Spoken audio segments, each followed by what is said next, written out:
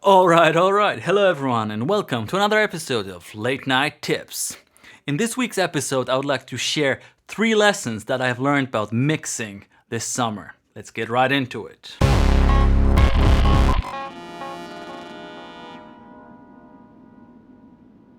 I hardly ever offer mixing advice on this channel because I just don't consider myself to be a competent mixing engineer. But this summer, while mixing my EP Summer Nights, I decided to really take ownership of the process and really get better at mixing. And I was also lucky to work with some really talented engineers, mastering engineers and mixing engineers. And in the process, I've managed to learn a lot.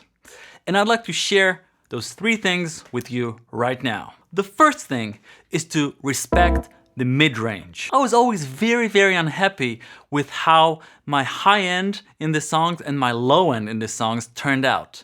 The high end was sort of muddy and imprecise and lacked power in my opinion, and the high end was muffled and ugly. So I really wanted to pay a lot of attention to the low end and the high end. And I wanted to free up the headroom for a lot of powerful bass in there, but also wanted to have really precise high end. And for that reason, I ended up neglecting the mid-range. Because of my attempt to leave a lot of headroom for the bass, I went too drastic with the high-pass filters on the MS-20 and the Analog 4. And I guess you can still hear it in the mix that there's a lot of low end, a lot of high end, and not a lot of body in there. And it was sounding really okay. During line checks and when I was recording, I was trying to record a lot of things live in there.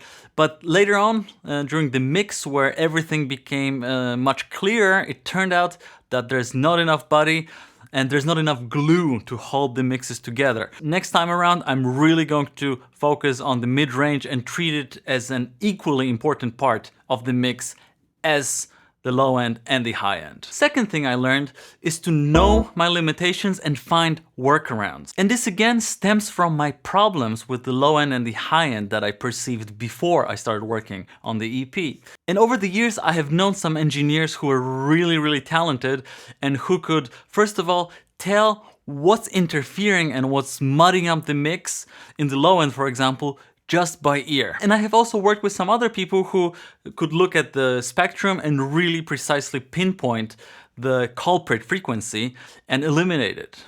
Turned out that I did not have those skills.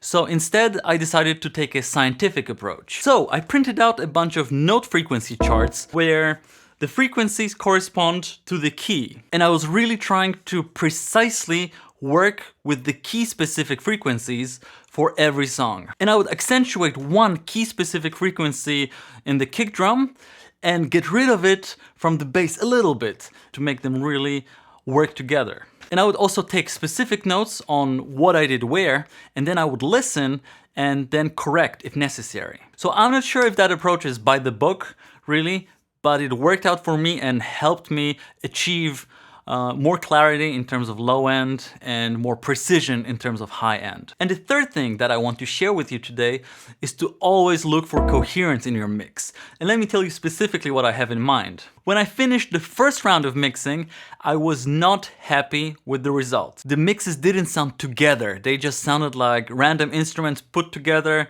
into one song, but they were not playing together. So I actually decided to go back and revisit all of the mixes, and I ended up creating 3 buses or 3 send channels in Ableton Live. The first send was responsible for the drums and the bass. So I put the kick drum, all the drum parts from the Analog RYTM in there, my bass line from the Moog, and also a lot of glitches from the Octatrack. And I put them into one bus, and I applied compression, EQ, and some tape saturation. My second send bus was for synths only. So I had the Analog 4, the Yamaha MK100, the MS-20, and some additional synths that I added. I used compression, I used EQ, and I used tape saturation to really make it come together. And on top of that, sometimes I would add some reverb to really sort of blend the sound together. And the third bus was devoted to vocals. And using this trick, I can really make the vocals come together and also make them work with the rest of the song really well. And again, I'm not sure if it was by the book, but it really gave me good results and I was happy with the final result. Yeah, so those are 3 things that I learned about mixing this summer. The first lesson was to respect the mid-range. The second one was to know my limitations and find workarounds. And the third one was to really use 3 buses and look for coherence in my mix. Alright, so that's it for this episode of Late Night Tips. Let me know if my tips were of any use to you, and also if you have some good mixing tips, make sure to leave them in the comments, as is usually the case on this channel. If you want to support the channel, you can check out the EP I was talking about on Bandcamp, YouTube, and Spotify. And if you like the EP, you can buy it off Bandcamp. That would be very nice. Thanks. If you're new to this channel, consider subscribing to catch more tutorials, more jams, and more opinions. Thank you very much for watching. Have a great night, and take care.